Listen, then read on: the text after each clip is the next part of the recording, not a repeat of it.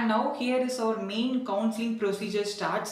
இது வரைக்கும் பார்த்தது எல்லாமே ட்ரெய்லர் அண்ட் டீசர் அண்ட் இப்போ நம்ம பார்க்க போகிறது தான் ஒரு ஃபுல் மூவியோட மெயின் பிக்சர். நீங்கள் கேட்கலாம் கவுன்சிலிங்னு சொல்கிறீங்க, அந்த கவுன்சிலிங்கில் அப்படி என்ன தான் நடக்கும், ஆக்சுவலி கவுன்சிலிங்னா என்ன அப்படின்னு நீங்கள் கேட்கலாம்.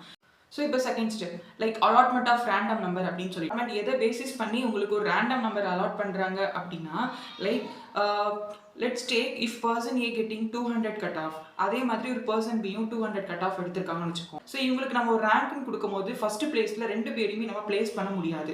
So there is some criteria to place somebody in particular rank அப்படின்னு சொல்லிட்டு. ஸோ அந்த கிரிட்டேரியா என்னென்னு எடுத்துக்கிட்டோம்னா ஃபர்ஸ்ட் கட் ஆஃப்னு எடுத்துக்கணும் from 200. So both are same. Next it will move to community ரேங்க்னு சொல்லிட்டு வரும். ஸோ இவங்க ரெண்டு பேர்த்துல என்னென்ன கம்யூனிட்டி ரெண்டு பேரும் அப்படின்னு சொல்லி செக் பண்ணுவாங்க. ஸோ அந்த செக் நடந்ததுக்கு அப்புறம் they will check both their physics, chemistry, maths mark. So அதுலேயுமே ரெண்டு பர்சன் ஏயும் பர்சன் பியும் ஃபிசிக்ஸ்லேயும் சேம் மார்க், கெமிஸ்ட்ரிலையும் சேம் மார்க், மேத்ஸ்லேயும் சேம் மார்க். ஸோ இந்த மூணு இதுலையுமே சேம் மார்க் இருந்துச்சுன்னா then it will check their random number. So அந்த ரேண்டம் நம்பர் படி தான் இந்த டை பிரேக்குங்கிறது நடக்குது. இட் மீன்ஸ் லைக் ஒரு கட் ஆஃப்ல ரெண்டு பேர் இருக்காங்க அப்படின்னா அவங்களுக்கு ஒரு ஷிஃப்ட் தேவைப்படும், ஒருத்தங்க மேலே ஒருத்தங்க கீழே. ஏன்னா ஒரு rank deserving for one people. So அந்த ஒன் ரேங்க் ஒன் பீப்புள்ங்கிற ஒரு சாய்ஸுக்காக தான் இந்த ரேண்டம் நம்பரை ஜென்ரேட் பண்ணுறாங்க. ஸோ இந்த ரேண்டம் நம்பர் ஜென்ரேஷன் நான் சொன்ன டேட்டில் உங்களுடைய அஃபிஷியல் வெப்சைட்டில் வந்திருக்கும். So go and check it. அதுக்கப்புறம் என்னென்னா online certificate verification by TFC centre. இது என்னன்னா நம்ம முன்னக்கூட்டியே ரிஜிஸ்டர் பண்ணி அப்லோட் பண்ண எல்லா டாக்குமெண்ட்ஸ் எல்லா இன்ஃபர்மேஷன்ஸுமே வெரிஃபை பண்ணிட்டாங்களா, எல்லாமே ஓகேவா, நம்ம ஃபர்தர் கவுன்சிலிங் ப்ராசஸ்க்கு நம்ம ஃபிட்டா அப்படிங்கிறதுக்கான ஒரு ஸ்டேட்டஸ் டைம் தான் இந்த time. Whether you are qualified for the next ரவுண்டா இல்லையா அப்படிங்கிறதுக்கான ஒரு process. And the next process is publication of rank list and grievances redressal. So இந்த ப்ராசஸ் படி பார்த்தா you are assigning some rank number. So rank number படி பார்த்தா if you are general கேட்டகரினா உங்களுக்கு ஒரே ஒரு ரேங்க் தான் வரும். If not, then you have two rank. One is community rank and another one is general rank. And now here is our main counseling procedure starts. இது வரைக்கும் பார்த்தது எல்லாமே ட்ரெய்லர் அண்ட் டீசர் அண்ட் இப்போ நம்ம பார்க்க போகிறது தான் ஒரு ஃபுல் மூவியோட மெயின் பிக்சர். ஸோ இந்த மெயின் பிக்சரில் என்னென்ன நடக்க போகுது அப்படிங்கிறத ஃபர்ஸ்ட் பார்க்கலாம். Number 1 counselling. இந்த கவுன்சிலிங் வந்து யாருக்கு அப்படின்னா special reservation people like sports person, differently abled and X serviceman. So இதே மாதிரியான ஸ்பெஷல் டைப் ஆஃப் பீப்புளுக்கு கவுன்சிலிங் ஃபஸ்ட்டு ஒரு 1 வீக்லேயே கம்ப்ளீட் பண்ணி முடிச்சிருவாங்க. And next counselling general people like general people and vocational people and who are eligible for 7.5 reservation. So இந்த 3 types of பீப்புளுக்கான counselling அந்த first week முடிஞ்சதுக்கு அப்புறம் ஸ்டார்ட் ஆக போகுது. ஸோ நீங்கள் கேட்கலாம் கவுன்சிலிங்னு சொல்கிறீங்களா, அந்த கவுன்சிலிங்கில் அப்படி என்ன தான் நடக்கும், ஆக்சுவலி கவுன்சிலிங்னா என்ன அப்படின்னு நீங்கள் கேட்கலாம். So counselling is nothing but நீங்கள் ஒரு particular type of college choose பண்ணியிருக்கீங்க அப்படின்னா அந்த காலேஜை நீங்கள் ப்ரியாரிட்டைஸ் பண்ணி ஒரு சாய்ஸ் லிஸ்ட்டாக நீங்கள் பப்ளிஷ் பண்ணணும். அந்த சாய்ஸ் லிஸ்ட்டில் உங்களுக்கு எந்த காலேஜ் அவைலபிளாக இருக்கோ அந்த காலேஜ் உங்களுக்கு அலாட் ஆகி வரும். ஸோ அந்த காலேஜை வந்து எப்படி நான் ப்ரிஃபர் பண்ணுறது, இந்த காலேஜ் நல்லா இருக்கும், இந்த காலேஜில் எனக்கு கிடைக்கும் இந்த சீட்டு, இந்த காலேஜில் எனக்கு இந்த சீட் கிடைக்காது அப்படின்னு சொல்லிட்டு எப்படி நான் வந்து தெரிஞ்சுக்கிறது அப்படின்னா nothing to worry, just follow that last year cut off. நீங்க போயிட்டு TNA cut off 2025 னு போடிங்கனா லாஸ்ட் இயர் எந்த கட் ஆஃப்க்கு எவ்வளவு காலேஜ் வந்து க்ளோஸ் பண்ணிருக்காங்க இந்த பர்టిక్యులர் கோர்ஸ் அப்படிங்கறத செக் பண்ணுங்க.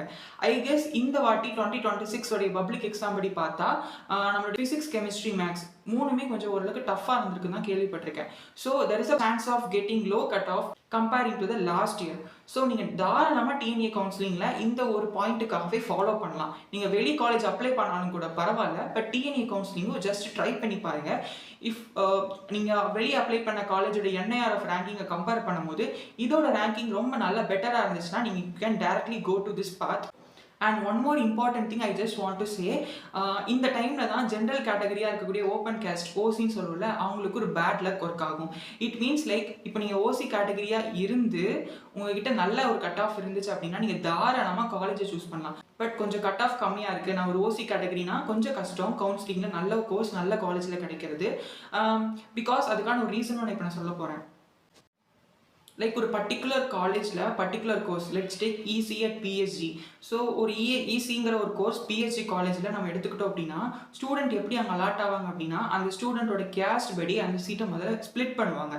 லைக் ஓசி பீப்புளுக்கு 31% சீட் அலாட்மெண்ட், பிசி பீப்புளுக்கு 26.5% சீட் அலாட்மெண்ட், பிசிஎம் பீப்புளுக்கு 3.5 சீட் அலாட்மெண்ட், எஸ்சிக்கு 15, எஸ்சிஏக்கு 3, எஸ்டிக்கு 1 அப்படி சொல்லிட்டு அந்த இசி அப்படிங்கிற 200 சீட்டை ஃபர்ஸ்ட் இப்படி ஸ்பிளிட் பண்ணி அந்தந்த கேஸ்ட்டுக்கு இவ்வளோ சீட் தான் கொடுப்பேன்னு ஃபிக்ஸ் பண்ணிடுவாங்க.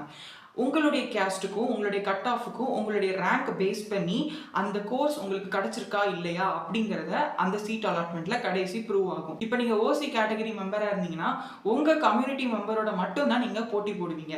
லைக் ஓசி ஜென்ரல் கேட்டகரி பீப்புளோட மட்டும் தான் நீங்க போட்டி போடுவீங்க. Because you are having only one rank which is nothing but general rank. But people other than OC like SC, ST, SCA, BC, BCM இதே மாதிரியான பீப்புளுக்கு 2 ரேங்க் இருக்கும். ஒன்று general rank and another one is community rank. So அவங்களுக்கு opportunity கொஞ்சம் ஜாஸ்தி because they will compete along with the people who are having general rank as well as community rank. So அவங்களுக்கு அந்த சீட்டு கிடைக்கிறதுக்கான வாய்ப்பு கொஞ்சம் ஜாஸ்தி. அண்ட் அவங்களுக்கு கட் ஆஃப்னு பார்க்கும்போது கட் ஆஃப் கொஞ்சம் கம்மியாகவே தான் தேவைப்படும். You can directly check it out the last year cut off 2025. சரி, இப்போ நம்ம சாய்ஸ் ஃபில்லிங்னா என்னன்னு பார்த்துட்டோம். அந்த சாய்ஸ் ஃபில்லிங்கும் போது இப்போ ஓவர் தென் ஒரு 2.5 lakh பீப்புள் எக்ஸாம் எழுதிருக்காங்கன்னா அந்த 2.5 lakhம் மொத்தமாக வந்து அந்த சாய்ஸ் ஃபில்லிங் அட்டன் பண்ணுவாங்களான்னு கேட்டால் சத்தியமாக இல்லை. Depending upon your cut off marks round 1, round 2, round 3ன்னு சொல்லிட்டு ஒவ்வொரு ரவுண்டுக்கும் 13 days டைம் கொடுத்து அந்த ரவுண்டை கண்டக்ட் பண்ணுவாங்க. ரவுண்ட் 1 எடுத்துக்கிட்டாங்கன்னா 179 to 200 கட் ஆஃப் வரைக்கும் வச்சிருக்க பசங்க எல்லாமே எல்லாம் பார்ட்டிசிபேட் பண்ணுவாங்க. செகண்ட் ரவுண்ட் எடுத்துக்கிட்டோம்னா 143.082, 178.9. தேர்ட் ரவுண்டுன்னு பார்த்துட்டோம்னா 77.50 to 143.